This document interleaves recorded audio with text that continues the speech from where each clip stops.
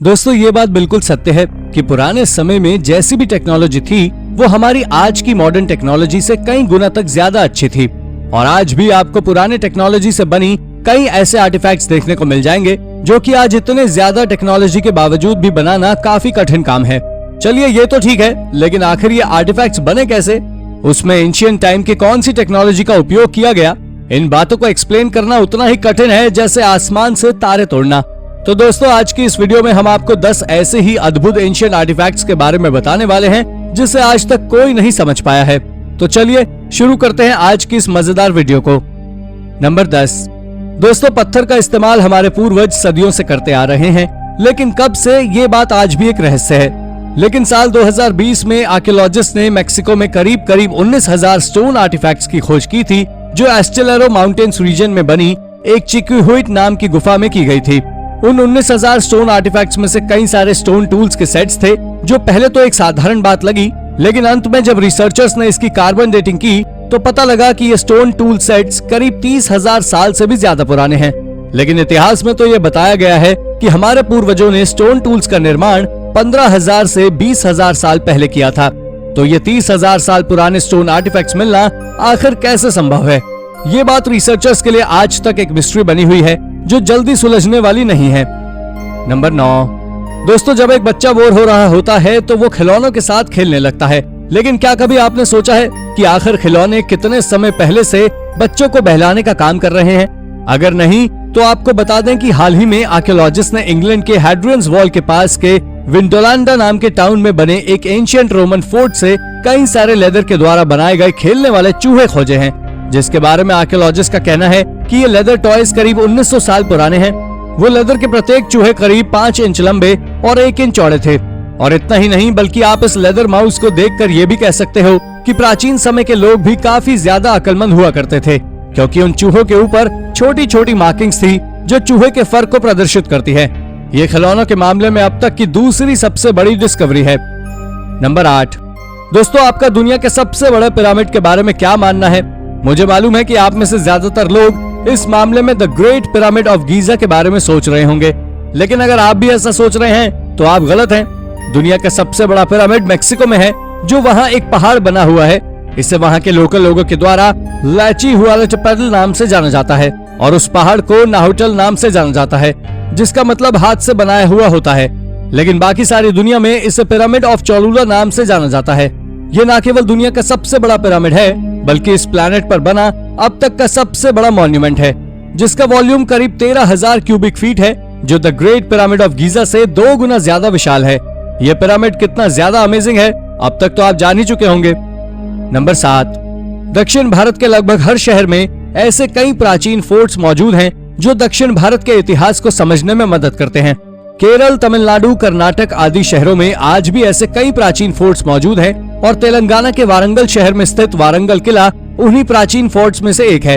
इस भव्य किले का निर्माण 12वीं शताब्दी के आसपास काकतीय राजवंश के राजा गणपति देव ने किया था, लेकिन कुछ समय बाद उनकी मृत्यु हो गई, जिसके बाद उनकी बेटी रुद्रमा देवी ने इसका निर्माण करवाया था। इस फोर्ट पर कई बार हमला किया गया था, लेकिन मिस्ट्री ये है कि इस किले में एक शिवलिंग स्थापित है जो बिल्कुल सिलेंड्रिकल शेप का है और इस पर कोई निशान है। तो कई सौ सालों पहले ऐसी कौन सी टेक्नोलॉजी थी जिससे ऑब्जेक्ट को डिजाइन करने के दौरान एक भी निशान नहीं छूटते थे? ये वाकई बहुत हैरान कर देने वाली बात है। नंबर 6। दोस्तों इतिहास के बारे में जानकारी उनके मिले हुए सबूतों से लगती है, लेकिन आज मॉडर्न साइंस की दुनिया में प्राचीन चीजों को अद्भुत नहीं समझा जा रहा है और न ही उन्हें महत्व दिया जाता है। इसका अंदाजा आप इसी बात से लगा सकते हैं कि यूएसए के बैराबू विस्कॉन्सिन में एक मैन माउंड है, लेकिन उसकी परवाह न करते हुए वहाँ के कॉन्ट्रैक्टर्स ने उसके निचले हिस्से पर से रोड निकाल दी, जिसके चलते ये प्राचीन माउंट काफी बुरे तरीके से डैमेज हुआ है और साथ ही इसका अट्रैक्शन भी कम हो गया है। इसके बारे में ये तो अब तक किसी को पता नहीं है कि इस माउंट को आखिरकार किसने बनाया, लेकिन इसके पास लिखा एक नोट ये बताता है कि इसे माउंट बिल्डर्स नाम के एक कल्चरल ग्रुप के द्वारा आज से करीब 1200 साल पहले बनाया गया था। ये मिस्ट्री कुछ ज्यादा ही वियर्ड है। नंबर 5। दोस्तों यदि इतिहास के दस्तावेज ये बताते हैं कि कोलंबस अक्टूबर 1492 में अमेरिका पहुंचे, तो हाल की पुरातात्विक खोजें हमें ये बताती हैं कि उस तारीख से कई दशक पहले ही कुछ यूरोपीय नई दुनिया में आ चुके थे, जिसका पता वहां खोजे गए मोतियों से लगा है। आपको बता दें अलास्का में जिस स्थान से ये मोती खोजे गए हैं वो प्राचीन व्यापार मार्गों की विशेषता वाला क्षेत्र है। इन मोती के बीच में एक छेद के साथ ये एक ब्लूबेरी से थोड़ा अधिक बड़े और बेरी के समान रंग के ही हैं, जिन्हें 1440 और 1480 के बीच दिनांकित किए गए हैं। ये मोतियों पर नहीं बल्कि पाए गए स्ट्रिंग पर किए गए रेडियो कार्बन परीक्षण द्वारा प्रमाणित हैं। इन्हें देखने पर ऐसा मालूम होता है कि शायद उन्हें गहने के रूप में पहनने के लिए इस्तेमाल किया जाता था। लेकिन असल में मिस्ट्री तो ये है कि जब कोलंबस 1492 में यूरोप पहुंचे तो ये मोती उनसे पहले आखिर कैसे अलास्का में आए, ये बात आज भी एक गुत्थी की तरह उलझी हुई है। नंबर 4, दोस्तों कुचिटनी ट्रिपलियन कल्चर के बारे में तो आप में से बहुत से लोग जानते होंगे। दरअसल ये इतने ज्यादा प्रसिद्ध जो हैं क्योंकि ये एकमात्र ऐसा कल्चर था जो जहां भी रहता था अपने सेटलमेंट्स बनाता था। लेकिन जब ये जगह की तख्ता पलट करते थे तब ये अपने पुराने सेटलमेंट्स को पूरी तरह जलाकर हर सबूत मिटा दिया करते थे और उसके बाद ये जगह बदलते थे। इनके सबसे पहले होने के सबूत रोमानिया में मिले थे जो करीब 7,500 साल पुराने थे। लेकिन उसके बाद जब इस सेटलमेंट पर रिसर्च की गई तब इनके होने के सबूत मोल्डोवा और यूक्रेन में भी मिले, जो दिखाते हैं कि ये कल्चर पूरी तरह से 2700 साल पहले खत्म हो गया था। लेकिन आपको जानकर हैरानी होगी कि इस कल्चर के लोग कुछ कच्ची मिट्टी के आर्टिफैक्ट्स उस आग में छोड़ देते थे, जो बहुत अजीब बात रही है कि आखिर वो पूरे सेटलमेंट्स को तबाह करते थे, लेकिन फिर वो मिट्टी के आर्टिफैक्ट्स को कैसे वहां छोड़ देते थे, ये बात आज भी एक रहस्य है। नंबर 3, डेल्फी एक प्राचीन शहर है जो सबसे महत्वपूर्ण ग्रीक मंदिर और अपोलो के दैवज्ञ की सीट है।